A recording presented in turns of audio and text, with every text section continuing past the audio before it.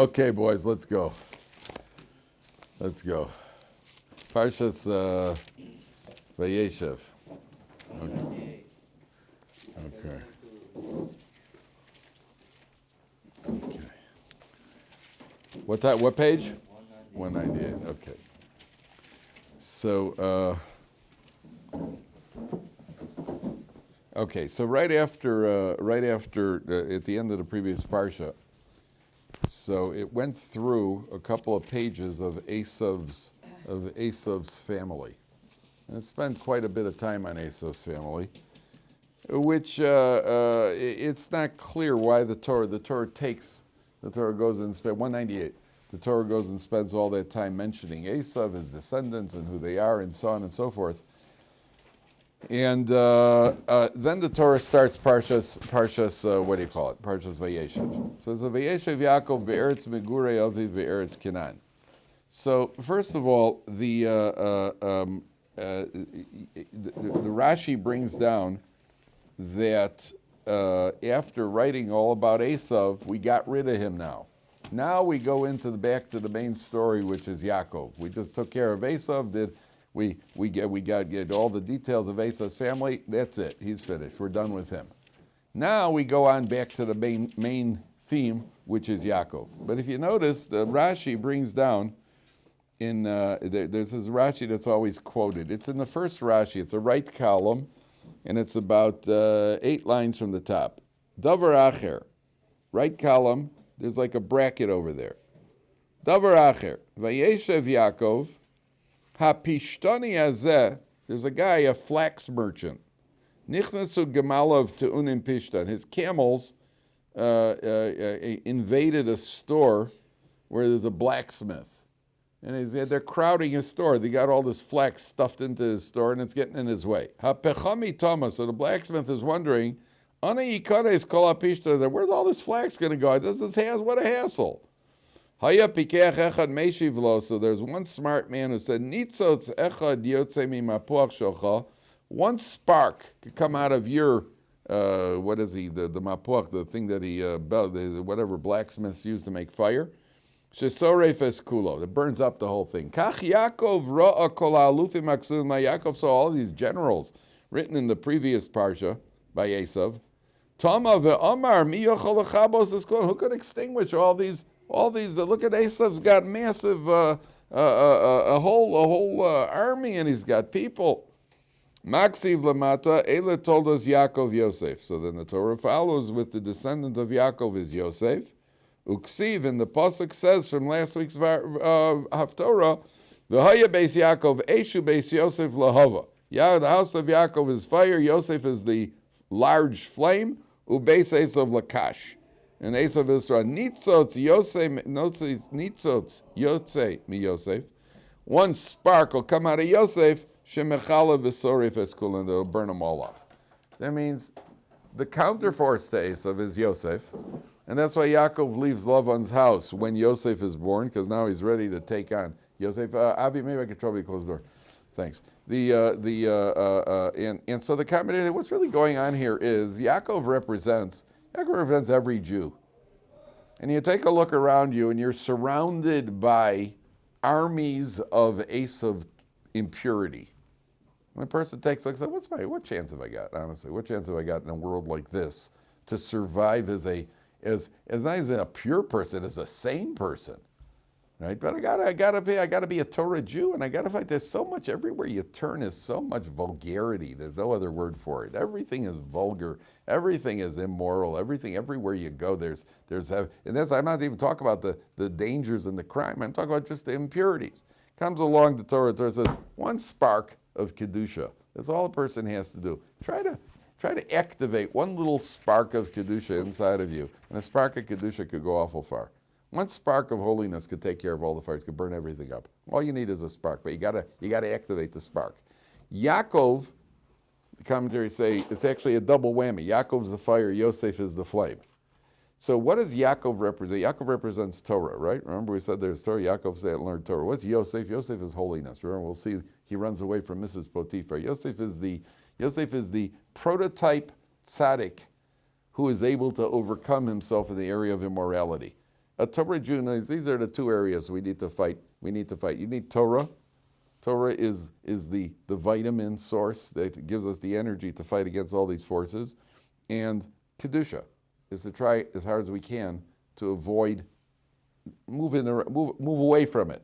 That's how we counteract all this impurity that we're surrounded by. And it's rough. Let's not kid ourselves, it's rough. The minute you walk into the street, everywhere you go, and it doesn't matter what city in the world you're in, right? You go and wherever you go, we're surrounded by. I mean, you go into an airport, you go into a park, you go into shopping centers. Everywhere you go, you're surrounded by it, and it's a challenge. On the other hand, you get rewarded to the degree of the challenge, to the degree that a person is willing to fight. That's the reward he's going to get. Number one. Number two, when it says Vayeishev Yaakov be'eretz Megurei Aviv, so the word Megurei, did you ever, later on the Torah is going to talk to judges and says, Lo saguru mipnei ish. A judge is not allowed to be intimidated. He's not allowed to be afraid of anybody.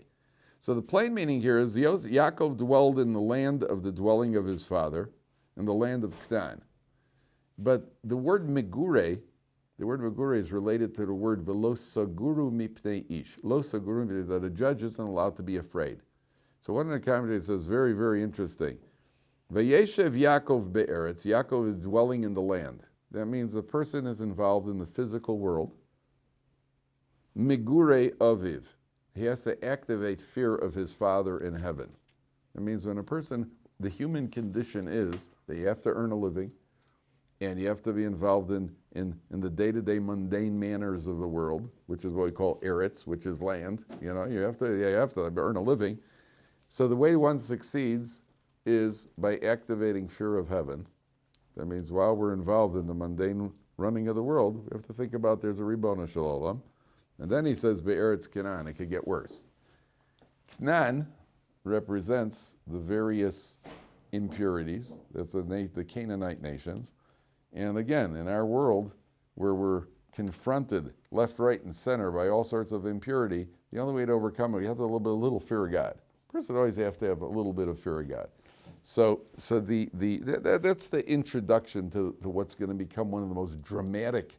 This is one of the most dramatic, what he calls in the entire Torah, is Yosef and his brothers, which they probably made plays and movies out of it, right? What's it called? The Joseph and his amazing Technicolor, whatever they distorted over there. But whatever it is, it's a very, very dramatic thing that's going to happen. But as an introduction, it starts off with Yaakov is living here. Now, what's going to be remarkable is, well, this is very, very frightening. Yaakov survived Lavan, and Yaakov survived Esav. And he comes here with his family intact. What's going to rip the family apart? The family itself rips the family apart. Right? How do you like that? Which aspect specifically? What specifically? Jealousy. You survived Esav, you survived, what do you call it? But then you come in and now say your own family is going to have, and where does the fact comes from? The jealousy. That's the nature of jealousy can rip things apart. I had a guy in another yeshiva, two guys came to yeshiva, true story, two guys came to a yeshiva, and in high school, there's Reuven and Shimon. Reuven in high school was the star. We're talking about a yeshiva high school with their Limudei Kodesh. Reuven was the star. Shimon was a brilliant, more naturally brilliant than Reuven, but didn't do an ounce of work in high school. In high school, he was goofing around. They came to Israel to yeshiva. They come from, these guys came from a different country. They came to Israel for yeshiva. And Shimon got into learning. And when he got into the learning, he surpassed Reuven. I know the two guys. I was involved with them. Shimon surpassed Reuven because he was brilliant. He was naturally brilliant. And Reuven was a smart, bright boy, and he worked hard. But at a certain point, the genes kick in. What do you call the fast reflex muscles? And Shimon had it. Reuven didn't, and he passed him. And Shimon started getting jealous, and he started getting depressed. Reuven started getting jealous. He was jealous. They came in as best friends. At a certain point, he couldn't talk to them anymore. And then at a later point, he became clinically depressed. And he told a colleague of mine that if he had a rock, he would crack Shimon over the head with it. That's how bad his jealousy was. So it drove it, and eventually he had to leave it. He's okay now, but he started smoking. I remember he started smoking. He was really just all because of one thing, all because of the jealousy. All because of the jealousy. And we're going to see later on how unreasonable the jealousy is. But that's what rips apart Yaakov's family, right? And that's what happens. They talk about sibling rivalry. Kids are jealous of each other. It's true. It's true. Kids are jealous. And sometimes you'll see the youngest one in the family. You have 4 kids, and there's the youngest one, then a 5th one comes along. And all of a sudden, the 2-year-old, he's uncooperative, and he's upset, and he's being impossible. And it turns out he's jealous of the baby, which is very normal. That's why you can't leave him alone, ever. You can never leave him alone. Just like you can't leave a woman alone with a credit card, you cannot leave a 2-year-old alone with the baby. Right? They'll come in, they'll poke him, it's tricky. I've done it with all my kids. The next one, they're jealous of the baby. Till what do you call it? You got to figure out a way to take care of it. All right. Ela told us Yaakov. These are the offspring of Yaakov. Yosef, right on to Yosef. Skips over everybody else. Yosef, because Yosef is the one who's the prized son. He's the most like Yaakov. His life, Rashi points out, is like Yaakov. He's hated by his brothers. Yaakov was hated by his brother. Yosef's hated by his brother.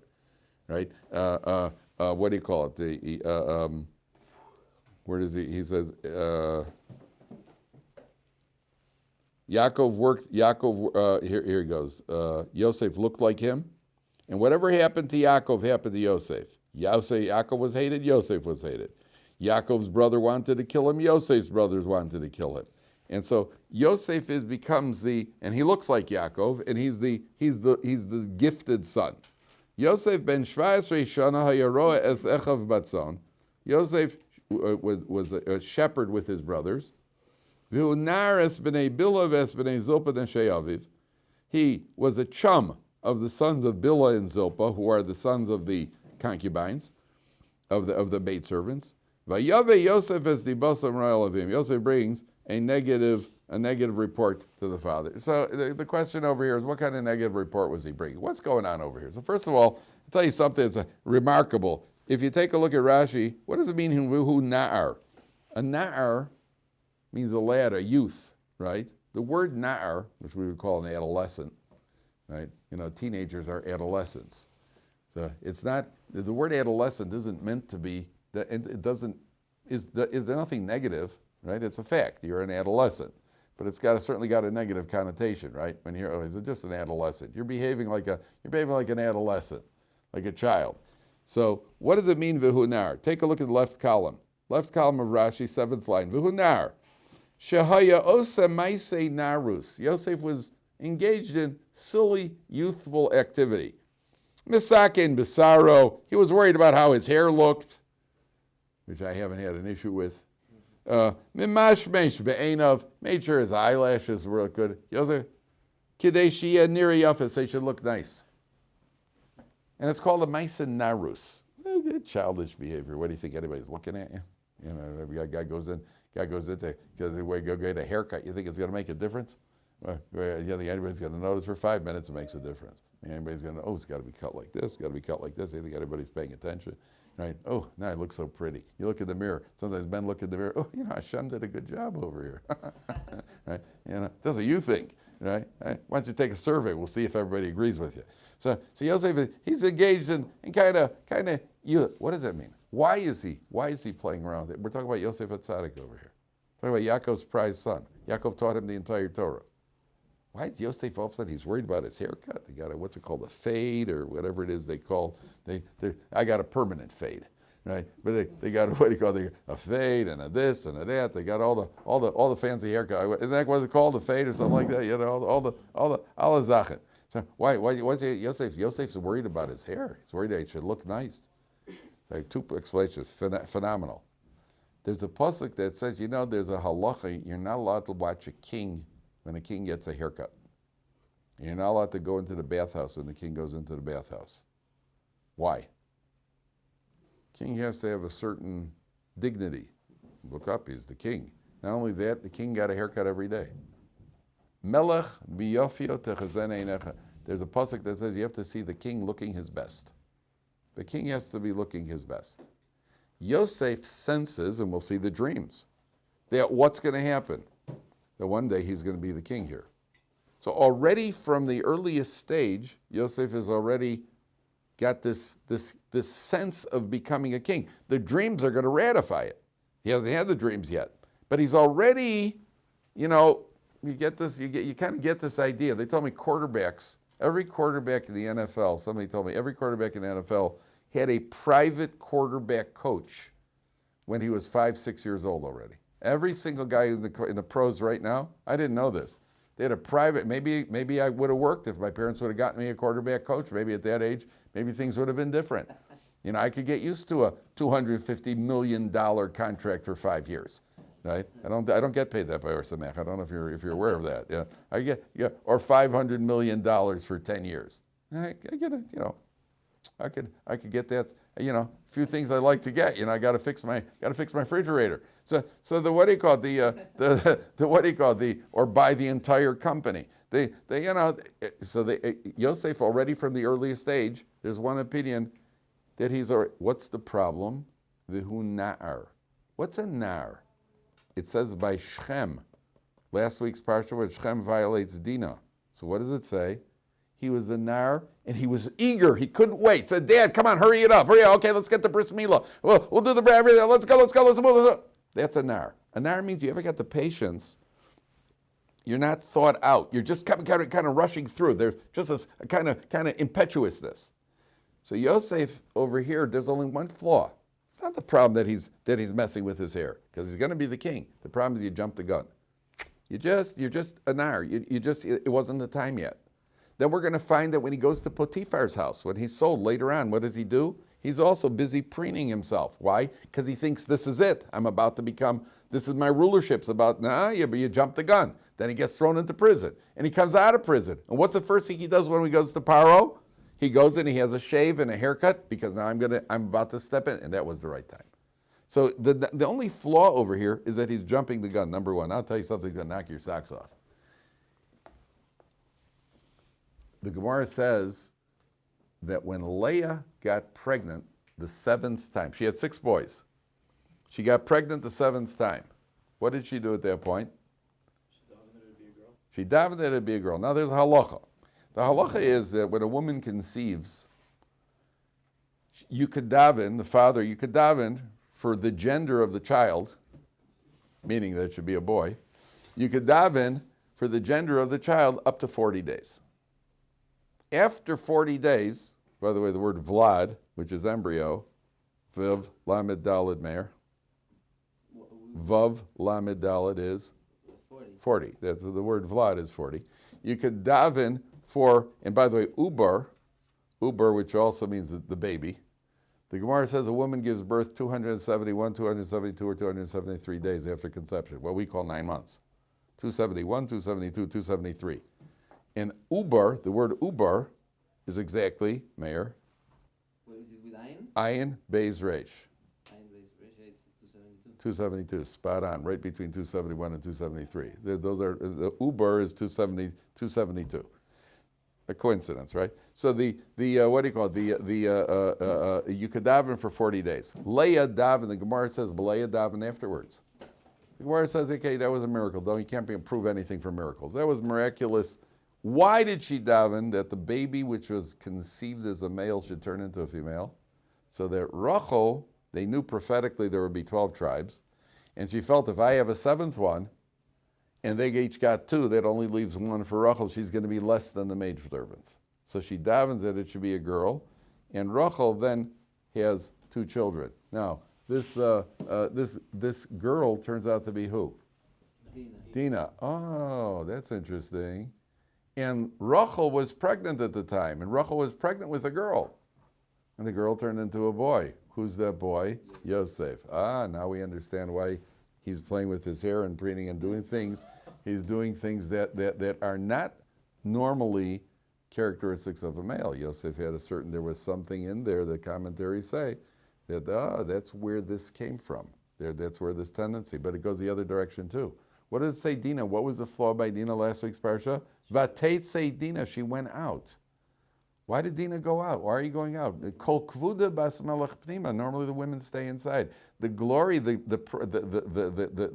The honor of a Jewish girl is to stay inside. Stay inside. Why are you wandering outside? Who goes outside? Men go outside. Of course she goes outside, because she was conceived as a male. There's a male tendency in there. That's the switchover between Dinah and Yosef. So that's why Yosef, that's what commentators say, that's why Yosef is preening or whatever he's doing with his hair over here. That's what unfortunately say. Pretty remarkable. You can't ask kashas. I'm just telling you what the commentaries say.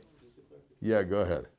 Dina said that she was like her mother in that aspect and she would go out. Good. So. Good. That's because her mother once went out one time to greet Yaakov because of doing the mitzvah. Okay. Now, if you notice, it says Yosef is ben shvayes shana. Anything about that? When you say, how old are you? Ben kamata. Right? In Hebrew, you say, ani ben chamesh, ben eser, ben, right? Nothing about the expression puzzles you? How old are you? Ben shloshim. What? Son of 30? Yeah, what does that mean? I am the son of 30. Ben means a son. What does that mean? You never wondered about that? I never did. Till I saw one. I should be wondering about it. What does that mean? He's ben shvayes shana. What does he mean? You're ben chamishim. He's 50 years old. He's a son of 50, son of 30, son of 29. What does that mean? That means that what educates us? Our parents, right? Our parents educate us. They're the first educators we have. What else educates us? Our years. The older you get, there's a famous statement. Now, you guys, I hope you've heard of this, guys, because there is a whole lot that's lacking here. But did you ever hear the guy said, the older I get, the smarter my father becomes? You never heard that? You know, you guys, there is the Shia, you never heard that? Oh, good heavens. Oh, good heavens. Are you serious? I cannot believe it. You guys are really, wow. Wow. Yeah, it's one of the oldest statements. The older I get, the smarter my father becomes. Because as you get a little older, all those things that you thought you knew better when you were just an oh-so-wise teenager who knew better than your parents, and all of a sudden you get a little bit older and you say, that's what Dad meant. He was right about that too. We should really save a little money over. Oh, yeah. We get educated by our years. There's no greater educator than Ben Shvayes Shana. He is the son of 17. We are the son. We are the child of our years. Our years educate us. Number one. Number two. This is a general picture. Again, it's a general picture before we go into the nuts and bolts here. Look what happens in this parsha. Are you guys familiar with the parsha a little bit? Look what happens here. Yaakov makes a mistake. He gives Yosef the cloak of many colors. It's a mistake favoring one. The Gemara says you should never favor one son over the others. And as a result of a insignificant amount of material, value of material, two zuz worth of material Yaakov gave to Yosef and favored one son over the others. As a result of that, everything spiraled out of control and they ended up in exile in Egypt. Because Yaakov favored one son. So it was a mistake to give Yaakov the thing. All right, it's God's plan. We'll see in a second. The brothers made a mistake. Why Yaakov gave him the cloak? They thought, well, he's favoring him. Yaakov wasn't favoring him. They thought it was because Yosef was bringing a negative report about the brothers. He's a tattletale, so he's the teacher's pet, so he's favoring him. Which is not why. He was favoring him because he saw certain excellence in Yosef. Yosef made a mistake of going and telling his brothers the dreams. Because nobody wants to hear your dreams about how you're going to be in charge of me. Right? No way. The brothers made a mistake in thinking that Yosef's dreams were a result of his own daydreams and his delusions of grandeur. Yaakov made a mistake of sending Yosef off to the brothers. The brothers made a mistake in judging Yosef that he has to die, and they sold him instead. So it's a comedy of errors. And what happens in this comedy of errors? It all results in God's plan anyway, that they go down to Egypt, which was supposed to happen to begin with. Because God said to Avram Avinu. That means that in life, you can make a mistake, but God has fallback. It's almost like a football play, right? And a play in football, American football. What's your first name is? Baruch, yeah. It's American football, okay? So in American football, as opposed to rugby, where there are no plays, right? It's just like two villages fighting each other, right? But yeah, I actually once watched Australia. Did you ever see Australian rules football? Did you ever watch the Australia? I saw the Australian rules football. So you got a football field. It's about 165 yards long, I think. They're 165 meters long. You got 22 guys on each team.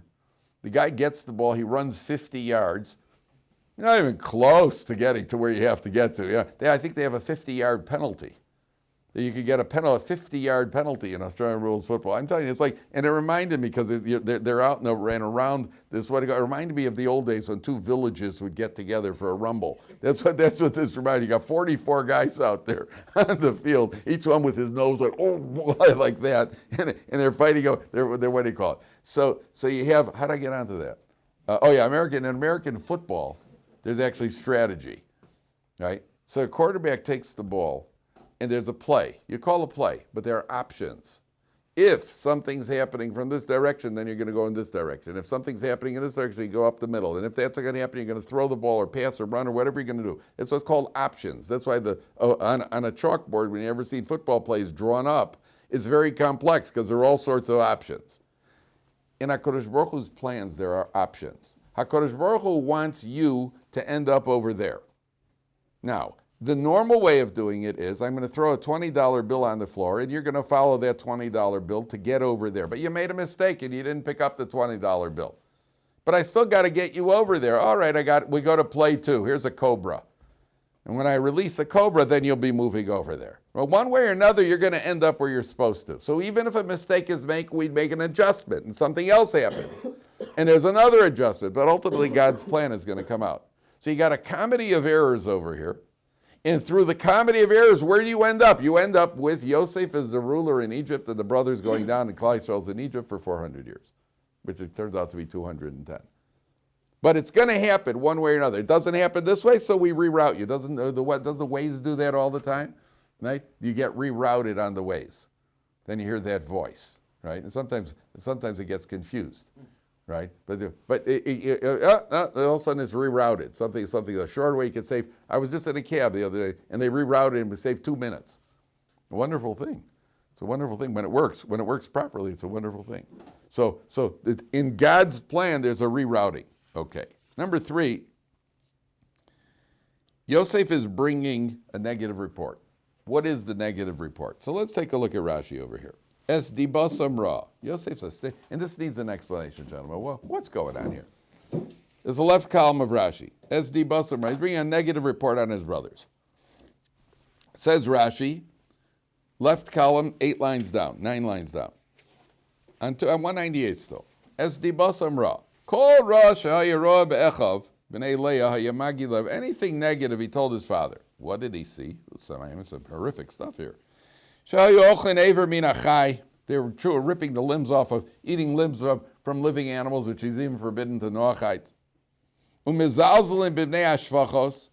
They were disparaging the sons of the maidservants. Likrosan avodim, I call them slaves. V'chashudin al arayos, and they were suspect on immorality. Now the first thing you learn over here is, you'll notice that there's a discrepancy in the 3 areas. He said they were involved in Eiver Min Achai, they were calling them names, and they were suspect on immorality.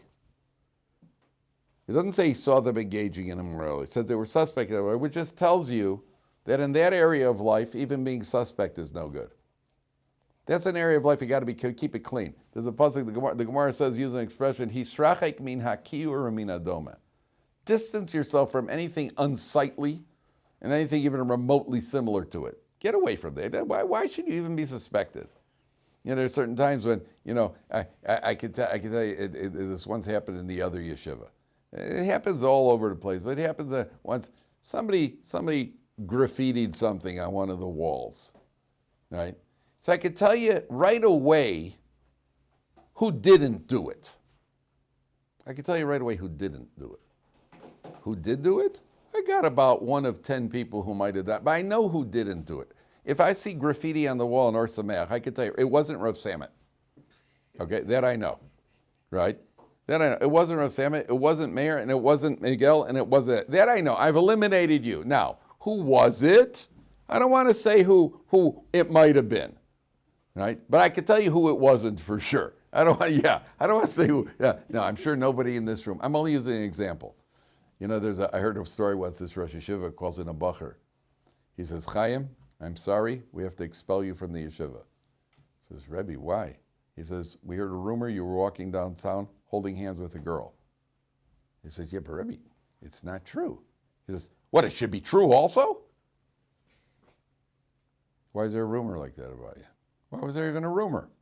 In that area of life, there should be no rumors. You should be 100%. All right, nowadays, nothing counts.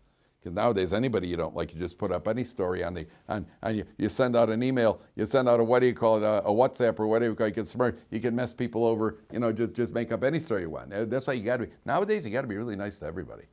Can't afford to have anybody dislike you, right? Because they could just smear you like that, and then the rest of the whole world hears the smear.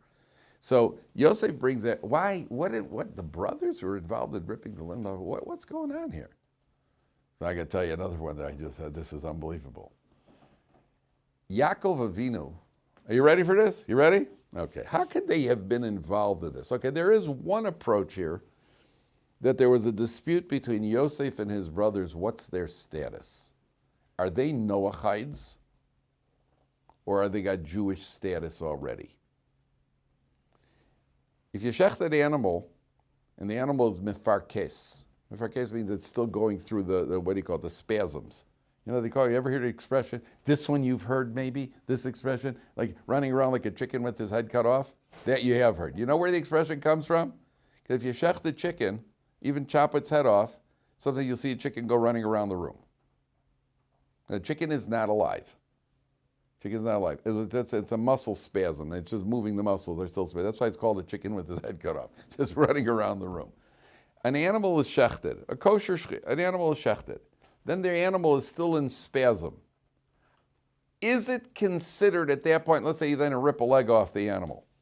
You cut a leg off the animal. Is that considered ripping the limb off a living creature? For Noachides it is, and for Jews it's not. That's a halacha. That's a halacha. Yosef saw the brothers shechting an animal and then cutting a leg off while the animal is still in spasm.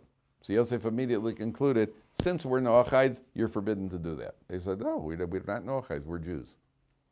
And as a halachic Jew, you are allowed to. That's a technical halacha. That's how the Parsha's Drachim, it's a famous explanation. The Parsha's Drachim, one of the great commentators, wrote the Mishnah Melch.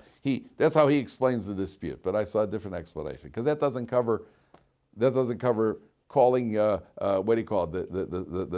servants, the children of the servants, calling disparaging them, and it doesn't cover for Gilui Arayah certainly. Okay, so I saw an interesting explanation. Yaakov Avinu taught, Avram Avinu knew the entire Torah, and he taught all the secrets to Yaakov, to Yitzchak, and Yitzchak transmitted it to Yaakov. You ready for this, guys? Watch this. Have you ever heard of Sefer Yetzirah? Yeah. Okay. Sefer Yetzirah is theoretically the ability to create creatures through Kabbalistic means. You actually create what would seem to be living creatures, like the Maral's Golem, that sort of thing. Yaakov taught these secrets to his sons from Leah because they were a pure breed. They came from Yaakov and Leah. The other sons, they came from the maidservants. So they weren't on that level yet. They're certainly Shvatim, but they're not on the level to be able to handle those deep levels of Torah. He taught it to his sons, and these sons went and they made an animal out of Sefer Yetzirah. Now, when you make an animal out of Sefer Yetzirah, you create an animal out of Sefer Yetzirah, it's not fleshik, right? It's the original Impossible Burger, right? It's imitation meat. How do you like that? It didn't come from a mother, so you don't need to shecht it even. So it was an Erev Shabbos, and on Erev Shabbos it was getting close to Shkia, and the brothers were involved in whatever they were studying Torah. Now it's getting late. We don't got food for Shabbos. Well, it's too late to shecht something, so they quickly made an animal out of Sefer Yetzirah and cut it up. So Yosef saw that. Ooh, they're cutting up an animal. Aver minachai. He missed what they were doing. And not only that, They then made a woman, right? And they were walking around with this woman. That's what he says. We were walking with this woman. He saw him walking with a woman, a frum guy. I'm going to throw you out of Yeshiva for that. What are you walking with a woman for, right? And they insulted how did they insult them? Because when they came to learn Sefer Yetzirah with them, they said, no, you're not on the level. They meant everything they did was innocent. They told the sons of the maidservants, you're not ready for this yet. Yosef saw all of this and went in the wrong direction with it. Yosef, they're walking with a woman. They're insulting them. And he comes back and he tells Yaakov, he brings this report to Yaakov Avinu. Now, according to commentaries, what are you supposed to do if you see somebody doing something wrong? You go to them first. You go to them first. But you see, Yosef did nothing wrong. Why? Number one, take a look inside. He's a na'ar. Okay. Yosef is a na'ar. And since Yosef is a na'ar, so Yosef they're not going to listen to me. They're not going to listen to me. Number one, what's the halach and lashon hara? You don't go and tell somebody off if they're not going to listen. Remember, there's a rule. The same way it's a mitzvah to say that which will be listened to, it's a mitzvah to not say that which won't be listened to. So number one, I'm a nar. I'm just a kid. They're not going to listen to me. I'm one of the younger brothers. So what do you do then? You go. Let me ask you two questions, gentlemen. First of all, if you look in the fourth line in the Chumash, Vayave Yosef es dibasam ra el avim. Two questions. Why did it say Vayave? Why did it say Vayesaper? Why did it say Vayave? He brought a bad report to the father. Why did it say he told a bad report to the father? Number one. And why did it say Avihem, their father? It's his father also. Just say he told a bad report to his father. Why is it he brought a bad report to their father? Because Yosef followed all the halachas. What's one of the rules when you tell somebody something, even when you're allowed to say it? Not allowed to exaggerate. Can't add any details that weren't there. Vayave, Yosef brought exactly what he saw without changing any details. And he didn't expect, you're only allowed to do it if you have perfect motivation. You can't say lashon hara just because you want to get this guy. I saw you do something wrong. Oh, good, it's my chance to tell lashon hara about you. And included in that is the fact, well, he's a White Sox fan, and I really want to stick it to him. No. Then you can't say it. You can't say it. Then you have too much. You have personal interest here. So it says avihem to their father, not his father. If it would have said aviv, it's like I want to get in good with my father. So Yosef followed all the halachas here. He misinterpreted what they did, followed all the halachas. It's a comedy of errors, and it's part of God's plan in order to get them to dislike Yosef. So what happens? So it says, Yisrael haves Yosef b'kol banav kiven zekunim lo v'asa lo ksones pasim. He makes him a cloak of many colors. Oh, he gives him this. What was it called? The technicolored. Well, I don't know why it's called technicolored. As a musical, that's just what they called it. Technicolored. There you go. Okay, I can't call it. Right? He gives him this fancy garment. There are different opinions what the garment was. And what's the brothers of Rib? They hate him for it because they figured, this is a result. This is a result of him snitching on us. And then the brothers are jealous. Now I want to show you a Rashi here. We have to finish that. I just want to show you a Rashi here because this goes back to what we spoke about earlier. Take a look at Ksones Pasim. 2 lines from the Rashi and page 200. 2 lines from the top. Pasim. Lashon klei milas. Kemo karpas v'tcheles. Kemo Ksones hapasim v'tamar v'amnon. Tells you what the material is. Umedrash Agoda. Al Shem Tsarosav. It's because of the troubles that are going to find him. Shenim Karle Potifar. Pei from Pasim stands for Potifar. Vila Socharim. Socharim means the merchants that are going to pull, he's going to be sold to them. Vila Yishmaelim. Vila Midyanim. Pei, Samach, Yud, Lamed, Mem stands for Pasim. These are all the people. He's going to go from hand to hand till he ends up in Potiphar. I mean, how quaint. Why is Rashi telling us that? And Rashi's quoting the Medrash. Well, what's the point? Okay, that's what it stands for. So I tell you, do you ever heard of this guy Rubashkin? You heard of Rubashkin? He got free. He was in jail for 7 years. He got free. Read the book, by the way. It's a very interesting book. What he calls A Place Called Prison. right? And he gets freed. And when he was freed, there was a big celebration. They greeted him. He was on everybody's shoulders. And I remember I'm watching this. They had the video of it. He was greeted. It was unbelievable. He got out of prison, and everybody greeted him. And I remember watching it, and I was like a little jealous. That's an awful lot of attention he's getting. You know, I'd like to get that kind of attention. But there's only one problem. I wouldn't want to spend 7 years in prison for it. Couldn't pay that price for it. No way. No way. The brothers are jealous because you got the Ksonas Pasim. You got this cloak. You know what he's going to go through? He's going to go through the Midyanim, the Socharim, the Yishmaelim, by Potiphar. He's going to be thrown in prison for 12 years. Are you sure you want that? This goes back to what we said earlier about jealousy. Is that unreasonable? I'm jealous of you. Oh yeah, I'm jealous of Rabashkin. You want the whole pack? It's ridiculous to be jealous of one part of a person's life. Do you want the whole package? You want to spend 7 years in a penitentiary? And then we'll give you all the attention you want, Dave. How's that? 7 years we'll put you away, and we'll bring you out in 7 years, Al. Then we'll pick you up on our shoulders. How do you want to pay that price? No. You want to be sold to the Yishmaelim? No. To the Socharim? To the Midyanim? To Potiphar? You want to go through? The Ksonas Pasim, the Torah is teaching you over here. Why does wow, he's so lucky. Oh yeah, you want to get so lucky? No. I don't want to go through that. That's for sure. Forget that. That's how unreasonable jealousy. I think I told you, Michael Jordan once said, people always, every kid in America is a boy, I wish I could be Michael Jordan for a day. So Michael Jordan once said, people think they want to be Michael Jordan for a day, but it's not for a day. If you're Michael Jordan, it's all the time. Okay? That means everywhere you go, you can't go anywhere without people hounding you. Now, I told you, I don't feel sorry for Michael Jordan. There are people in the world. There are people in the world who got it rougher than Michael Jordan. But the point that he's making, no pun intended, usually made 3-pointers, but the point that he's making is a good point. You want the package. You can't pick one thing of a person's life and be jealous of that.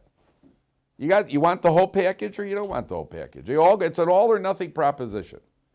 And your neshama, before you were born, chose not to take anybody else's. You were shown there were other options. Sometimes a person goes through ordeals in life. And he goes, oh, brother, your neshama was given choices. And you looked at it and said, I'll take that one. Your neshama chose your own ordeals. To not have to go through somebody else's ordeal. Everybody looks at everybody else. You only look at the good things people have. You sure you want everything that other person is going through? And I remember with Rabashkin, that's what happened. I remember thinking to myself, wow, look at that. That looks like, wow, he's the hero. Well, 1 second, how did he get there? Spent 7 years in a penitentiary? You sure you want to do that? Thank you very much. That's the message the Torah is telling you. Ksonas Pasim, you're jealous of Yosef? You're jealous? You're really jealous of Yosef? Think about what he's going to have to go through. When you see what he go through, then you won't be jealous. All right, TBC.